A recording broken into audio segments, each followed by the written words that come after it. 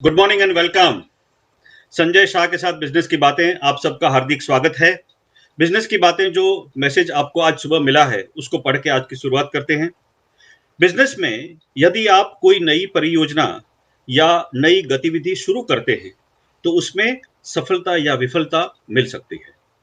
सफलता मिलने पर धन भी मिलेगा, लेकिन अगर आपको विफलता मिलती है लेकिन कम से कम आप उसमें कुछ सीख सकते हैं तो आप बिल्कुल असफल हुए हैं ऐसा नहीं कहा जा सकता। जिस बात में जिस बात में से हम कुछ सीख सकते हैं वह व्यर्थ तो नहीं ही जाती।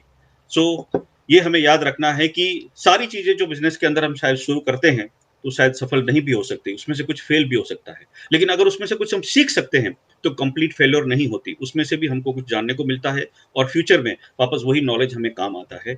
एक और सेंटेंस में वापस पॉजिटिव एक फीडबैक के लिए शुरू करता हूं।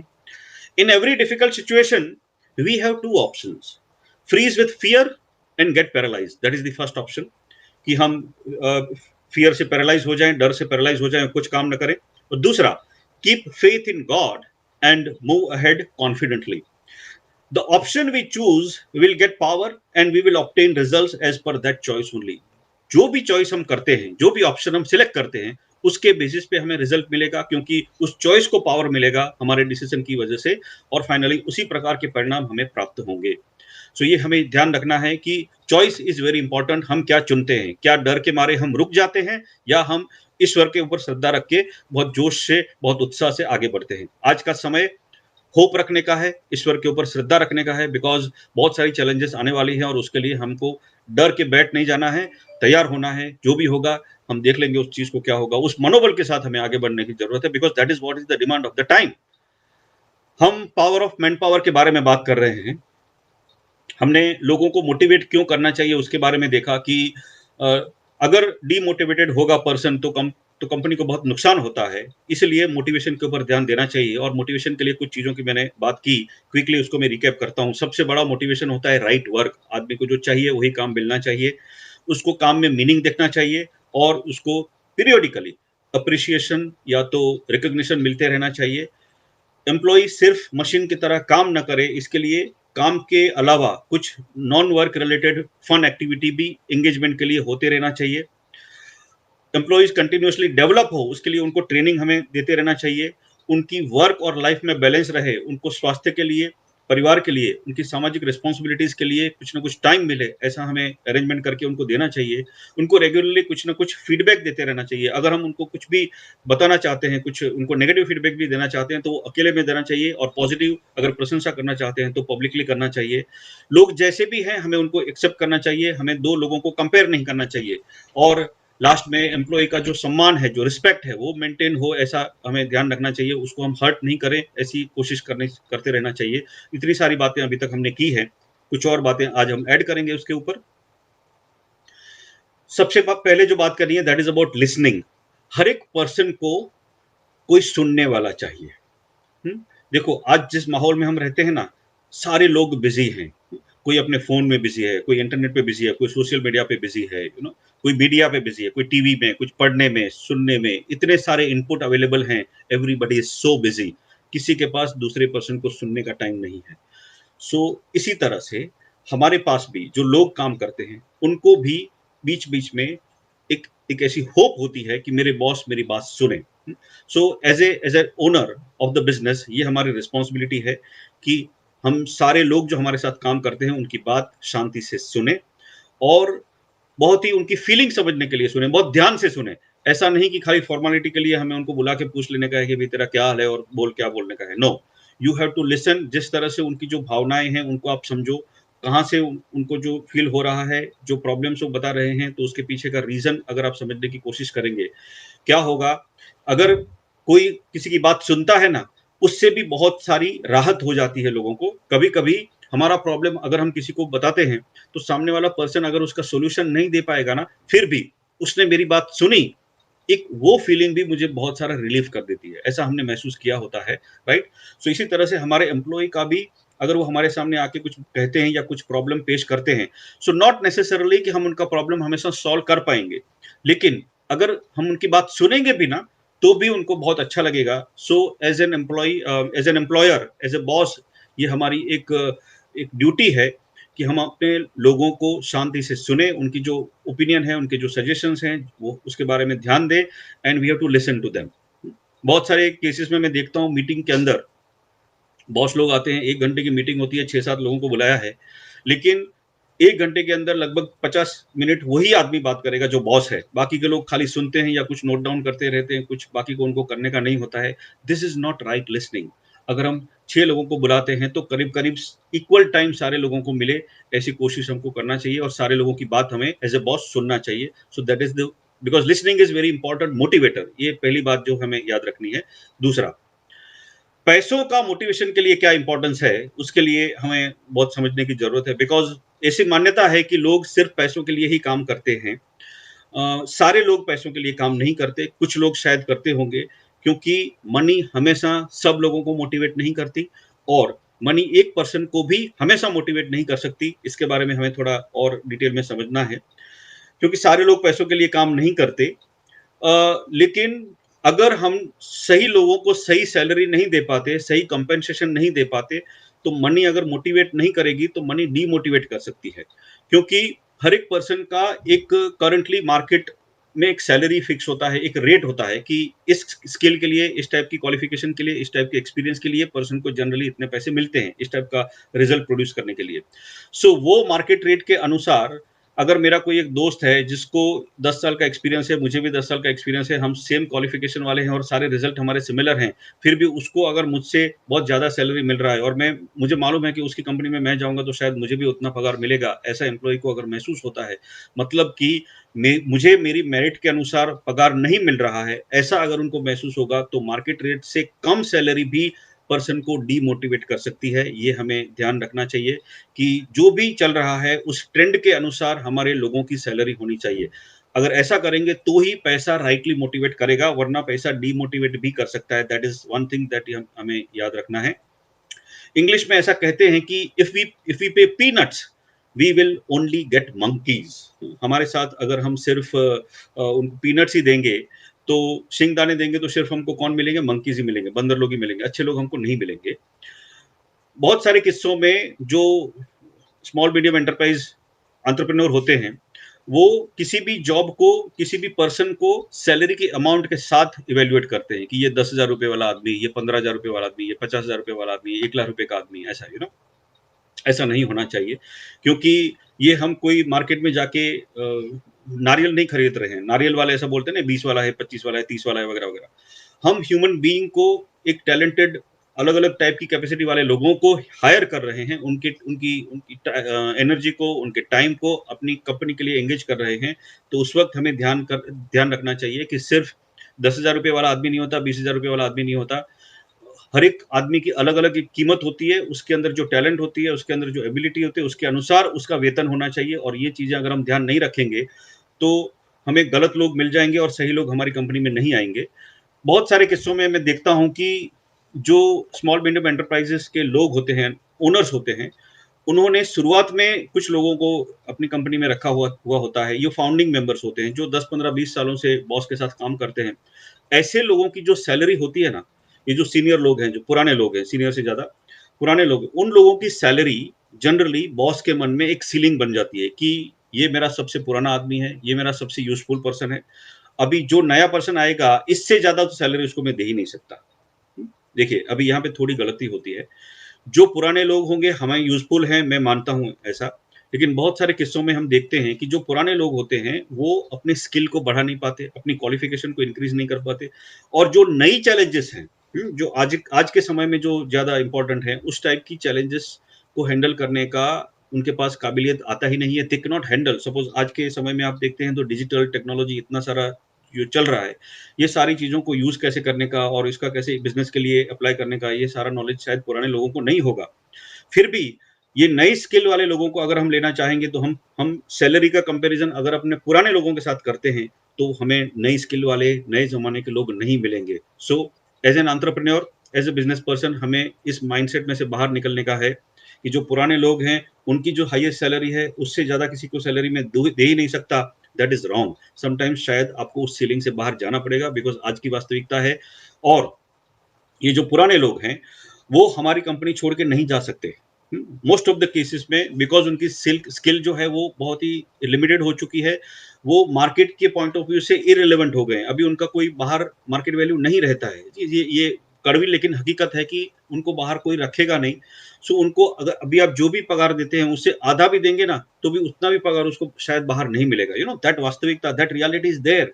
सो हमें ये ध्यान रखने का है कि फाइनली बिजनेस के डिसीजन जो है वो बिजनेस की जो रिक्वायरमेंट है, जो चैलेंजेस हैं, जो अपॉर्चुनिटीज हैं, उसको ध्यान में रख के लेना चाहिए कि किस टाइप के लोग लेंगे और उसको हम कितना पगार देंगे। क्योंकि जो अच्छे लोग हैं उनको मार्केट में मिल जाती है दूसरी जॉब, और जो पुराने लोग हैं लेकिन उनको कुछ ज्यादा पता नहीं है और बाहर के लिए वो इतने इंपॉर्टेंट नहीं है, क्योंकि बाहर के लोग तो उनको एज ए न्यू एम्प्लॉय देखेंगे।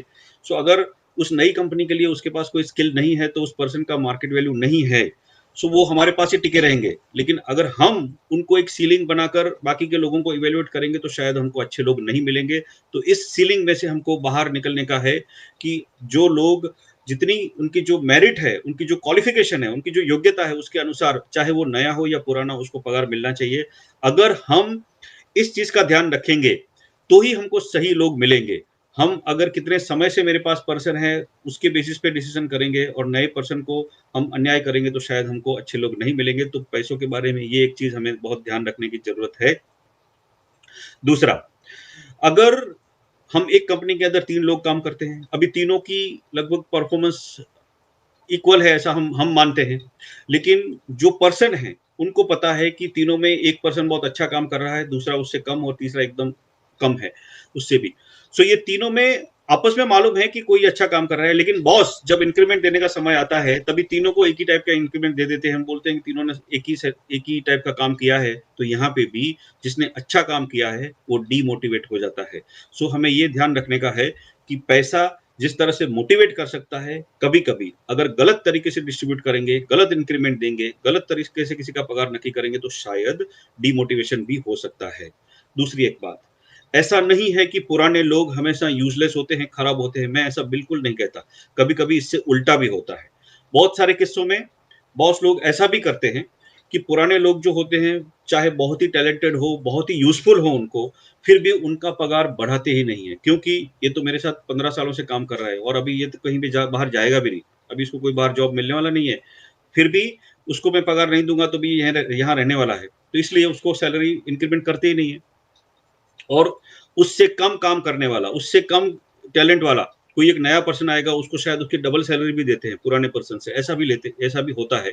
इस किस्से में अगर पुराना पर्सन अच्छा है, टैलेंटेड है, तो वो डीमोटिवेट हो जाएगा, बिकॉज उसको जो उसका कैपेबिलिटी है उसके अनुसार पगार नहीं मिल रहा है, और दूसरा कोई नया पर्सन आता है जिसके पास इतना कुछ खास है नहीं, उतना काम भी नहीं कर सकता, और उसको ज्यादा पगार देके अगर कंपनी में लाया जाता है तो पुराने लोग डीमोटिवेट भी होते हैं। सो ये डिस्क्रिमिनेशन हमें नहीं करना चाहिए। हमें इतना ध्यान रखना चाहिए कि फाइनली सैलरी जो है पर्सन की क्वालिफिकेशन, पर्सन का एक्सपीरियंस और पर्सन का एटीट्यूड और उसकी हमारी कंपनी के लिए क्या यूजफुलनेस है, वो क्या रिजल्ट हमें प्रोड्यूस करके दे सकता है, उसके आधार पर ही सैलरी डिसाइड होनी चाहिए। ये खास एक ध्यान रखने की जरूरत है। अगर हम अच्छे लोग जो हमारे पास पहले से हैं उनको बेहतर सैलरी नहीं दे पाएंगे और नए पर्सन को लाएंगे जिसके पास इतना सही टैलेंट नहीं होगा, तो पुराने लोग शायद छोड़ के चले जाएंगे, और वो जाएंगे तभी हमको महसूस होगा कि that was much more useful person, और हमने गलती की कि हमने उनको जाने दिया। तो ऐसा भी नहीं होना चाहिए कि पैसों की वजह से कोई डीमोटिवेट होकर चला जाए। हाँ, राइट लोग जाने नहीं चाहिए, सही लोग जो हैं वो रहने चाहिए किसी भी तरीके से। और पैसों का डिस्ट्रीब्यूशन उसी तरह से सेट करिए कि पैसा डीमोटिवेशन का कारण नहीं बन जाना चाहिए। दूसरी एक बात कि पैसा हमेशा मोटिवेट नहीं करता। एक और एग्जांपल मैं देता हूं अबाउट इंक्रीमेंट। कंपनियों में अप्रेजल होते हैं साल में 1 या 2 बार इस तरह से, और उनका सैलरी बढ़ाया जाता है, राइट। जब सैलरी बढ़ती है उससे क्या होता है जरा देखिए। मान लो कि मैं ऐसा हमेशा कहता हूं कि इंक्रीमेंट से कोई भी खुश नहीं होता, कोई भी हमेशा के लिए खुश नहीं होता। कोई एम्प्लॉय मैंने अभी तक देखा नहीं है जो अपने इंक्रीमेंट से हमेशा खुश है। कभी कभी थोड़े समय के लिए खुश होता है। एक एग्जांपल देखते हैं। मान लो किसी एक की सैलरी है 30,000 रुपया, और बॉस ने उससे बहुत खुश हो गए उसके काम से, इस साल उसने बहुत अच्छा काम किया है, कंपनी को बहुत अच्छा फ़ायदा करके दिया है। ऐसा कह के उसको 33% इंक्रीमेंट दिया, मतलब 30,000 में से डायरेक्टली 40,000 करके दिया। ठीक है? पर्सन बहुत खुश हो गया। अभी वो पर्सन तो बहुत खुश हो गया, लेकिन बाकी के लोग हैं, जिनको 5% या 10% या ऐसा 15% उतना ही इंक्रीमेंट मिला, वो सारे लोग डिमोटिवेट हो गए। तो ये एक साइड इफेक्ट आया कि पैसों ने किसी को मोटिवेट किया, लेकिन बाकी के लोगों को डिमोटिवेट किया। ये हुआ। अभी भी जिसका सैलरी 30,000 में से 40,000 हो गया था, उसकी लाइफस्टाइल जो अभी तक 30,000 के अंदर सीमित थी, वो धीरे-धीरे 1 साल के अंदर, क्योंकि अभी ज़्यादा पैसा मिलने लगा, तो उसकी लाइफस्टाइल 40,000 रुपए मंथली उस टाइप की हो जाएगी। तभी उसका 40,000 का ही सैलरी उसका तो बेंचमार्क हो गया, because that that is the threshold, तभी उतना उसको मिलने वाला है। तो 1 साल के बाद अभी वापस दूसरे इंक्रीमेंट का जब समय आएगा, तभी ये जो फर्स्ट पर्सन है जिसको 33% लास्ट ईयर मिला था, उसकी होप होगी कि लास्ट टाइम मुझे 33% मिला है, तो इस वक़्त भी शायद बॉस उतना ही 30-35% तो मुझे करके देंगे ही। हुँ? सो उसको होप है कि अभी 40,000 में से मेरा पगार 50-52,000 होने वाला है। That is his hope. सामने बॉस ऐसा मानते हैं कि इसको मैंने लास्ट टाइम 33% करके 10,000 बढ़ा के दिया था, तो अभी इतना सारा बढ़ाने की ज़रूरत नहीं है। अभी सिर्फ़ उसको कुछ नहीं दूँगा, या कम से कम चलो 5% देते हैं, दैट इज़ 2,000 रुपीज़ उसको इंक्रीमेंट देता हूँ, ज़्यादा कुछ बढ़ाने की ज़रूरत नहीं है। सिर्फ़ उसको 2,000 रुपए इंक्रीमेंट देते हैं, 5%, राइट? इससे वही पर्सन जो 1 साल पहले बहुत खुश था, क्योंकि 33% इंक्रीमेंट मिला था, 1 साल के बाद वही पर्सन सबसे ज़्यादा दुखी होगा। क्यों? क्योंकि अभी उसको सिर्फ़ 5% मिला, 2,000 रुपया मिला, राइट? सो पैसों से मोटिवेशन एक टाइम के लिए होता है, उसके बाद उसकी आदत पड़ जाती है। सो पैसा हमेशा मोटिवेट नहीं करता। यू रिमेंबर दिस ऑलवेज कि पर्सन को क्या मोटिवेट करता है, उसके बारे में पैसों का कितना रोल है, बहुत लिमिटेड रोल है। अगर हम उसकी योग्यता के अनुसार पर्सन को पगार नहीं देते हैं, तो शायद पैसा मोटिवेट नहीं करेगा, डीमोटिवेट करेगा। हम दूसरों को ज़्यादा पगार देते हैं, लेकिन अच्छी काबिलियत वाले पुराने लोगों को कम पगार देते हैं, तो भी वहाँ पे भी पुराने लोग डीमोटिवेट होंगे, और इंक्रीमेंट से कोई हमेशा के लिए खुश नहीं होगा। ये हकीकत को हमेशा आप ध्यान रखिए। इसीलिए बहुत ही वाइज़ली इंक्रीमेंट करिए, और ये कम्युनिकेशन के साथ इंक्रीमेंट करिए कि देखो भाई, अभी तुम्हारा मैं 30%, 33% बढ़ा रहा हूँ, लेकिन नेक्स्ट ईयर इतना बढ़ेगा, ऐसा हमेशा पहले से सोच मत लेना, बिकॉज़ उस हर एक चीज़ की एक लिमिट होगी, और हमारी भी कुछ कॉस्टिंग है, उसके अनुसार कुछ ना कुछ होगा, सो दैट उसकी होप भी थोड़ी एक रीज़नेबल रहे, ऐसा हमें पहले से ध्यान रखना चाहिए। सो ये था पैसों का रोल इन मोटिवेशन। सो 2 चीज़ों के बारे में हमने बात किया, एक तो पैसा किस तरह से मोटिवेट या डीमोटिवेट कर सकता है, और दूसरा एज़ अ बॉस हमें एम्प्लॉयी की बात सुनना चाहिए। Listening is very important in motivation. ये 2 चीज़ों के बारे में हमने बात की। पावर ऑफ मैन पावर के लिए कुछ और भी चीज़ें हैं मोटिवेशन के अलावा, जिसके बारे में हम नेक्स्ट सेशंस में बात करेंगे। उसके पहले जीवन यात्रा। आज मैं आपको एक सवाल पूछता हूँ। बहुत बहुत सारे ऐसे मैरिजेस हैं, बहुत सारी ऐसी शादियाँ हैं जो 25 साल, 50 साल, 75 साल चलती हैं। सिल्वर जुबली सेलिब्रेट करते हैं, golden jubilee, diamond jubilee celebrate करते हैं। सो इतने लंबे समय की शादियों का सक्सेस क्या होता है? शादियाँ इतने लंबे समय तक कैसे टिकती हैं? What is the secret of this relationship? क्योंकि देखो, किसी भी संबंध में, किसी भी रिश्ते में, किसी भी शादी में बहुत सारे उतार-चढ़ाव आते हैं, अप्स आते हैं, डाउन्स आते हैं, बहुत सारे चेंजेस आते हैं, बहुत सारी तकलीफ़ें, बहुत सारी खुशियाँ आती हैं, बहुत सारी दुःख आते हैं, तकलीफ़ें महसूस होती हैं, बहुत सारे डिस्प्यूट होते हैं, झगड़े होते हैं, मिसअंडरस्टैंडिंग होता है, सब कुछ होता है, राइट?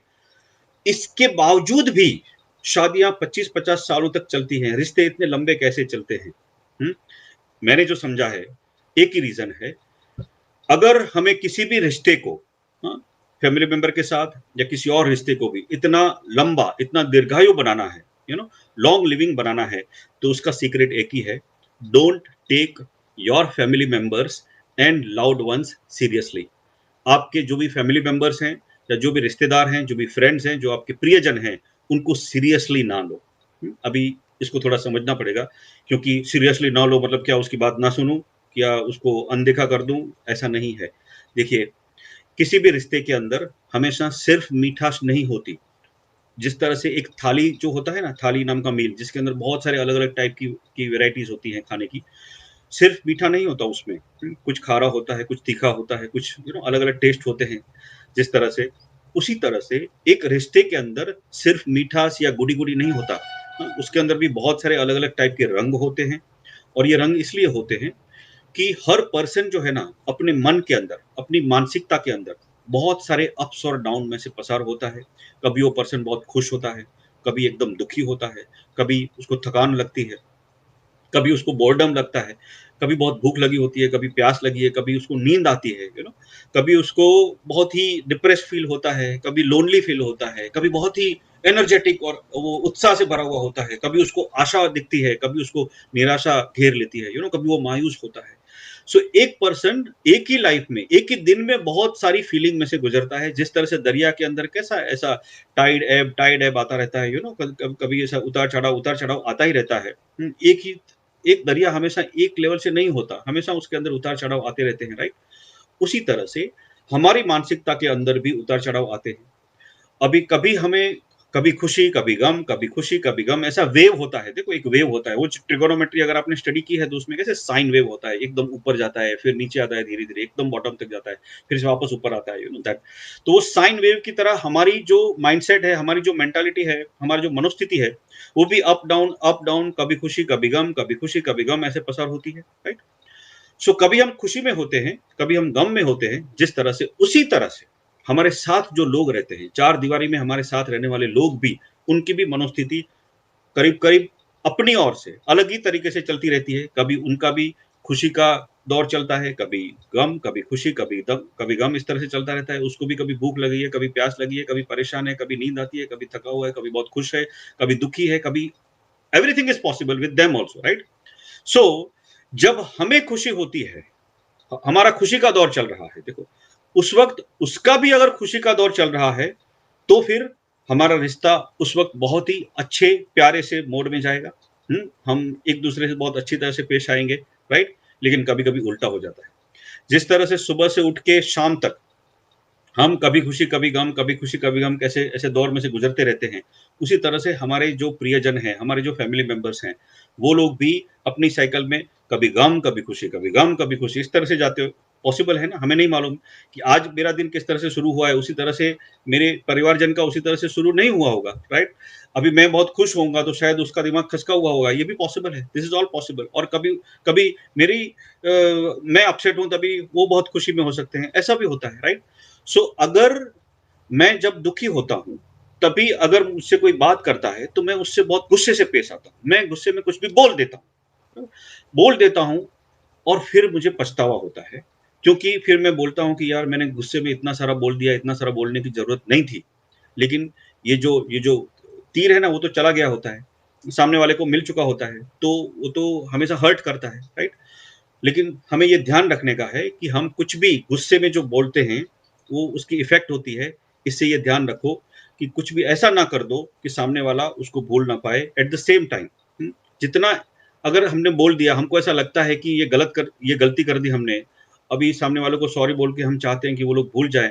उसी तरह से, अगर सामने, जब मैं खुश था, तभी सामने वाला पर्सन अपसेट था और उसने मुझे गुस्से में बहुत कुछ बोल दिया, तो मुझे भी ये याद रखने का है कि जिस तरह से गुस्से में मैं कुछ भी बोल देता हूँ, जो बाद में मुझे उसका पछतावा होता है, उसी तरह से सामने वाली पर्सन ने भी जो कुछ भी बोला है, हाँ, गुस्से में बोला है, उसे भी मुझे भूल जाना चाहिए।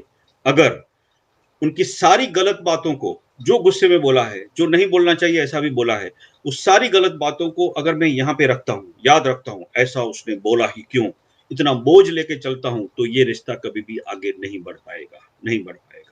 अगर 25 सालों की सिल्वर जुबिली या 50 सालों की डायमंड जुबिली रिश्तों के अंदर सेलिब्रेट करनी है, तो भूलने की आदत डालनी पड़ेगी। और इसके लिए लोगों ने जो कुछ भी बोला, अगर गलत चीजें बोली, तो उसको सीरियसली ना लें। ये मेरा मतलब है जब मैं कहता हूं कि फैमिली मेंबर्स को सीरियसली ना लो। Don't take your family members और योर लव्ड वंस सीरियसली, अगर आपको रिश्तों को लंबे समय तक लेके जाने का है तो। क्योंकि शिकवे आएंगे, गिले आएंगे, फरियादें आएंगी, बहुत सारी खुशियां भी आएंगी, सब कुछ होगा।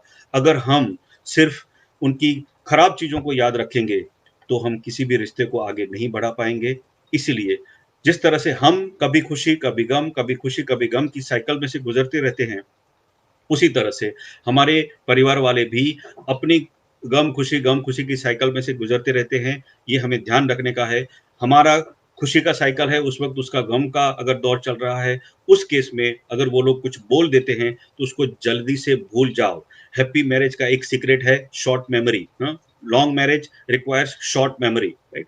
तो शॉर्ट मेमोरी रख के भूल जाओ, जितना जल्दी भूल जाओगे ना, उतना जल्दी वापस सिचुएशन को नॉर्मल कर पाओगे और अपने रिश्ते को और भी गहरा बना पाओगे, राइट? सो यही आज की एक जीवन यात्रा की सीख है कि if you want to have a long relationship, किसी भी रिश्ते को अगर आप दीर्घायु एक लंबा बनाना चाहते हैं, तो don't take your loved ones, your family members seriously. बस इतना याद रखेंगे तो आपका हर एक रिश्ता बहुत ही लंबा चलेगा, बहुत ही मीठा रहेगा हमेशा, क्योंकि खारी-खारी चीज़ें जो भी होगी वो सारी आपने निकाल दी होंगी, राइट? बस, तो आपका हर रिश्ता ऐसा मीठा बने, ऐसी मेरी शुभकामनाएँ, ओके? आपका जो भी फीडबैक हो, वो यहाँ पे आप मुझे लिख के भेजिए। ये वीडियोज़ अगर आपको अच्छे लगे हैं, तो उसको ज़रूर शेयर कीजिए। मेरी इसी तरह से जो भी बातें होंगी, वापस आपके सामने आके मैं पेश करता रहूँगा। बस तब तक घर पे रहिए, स्वस्थ रहिए, खुश रहिए। Thank you very much. Wish you all the best.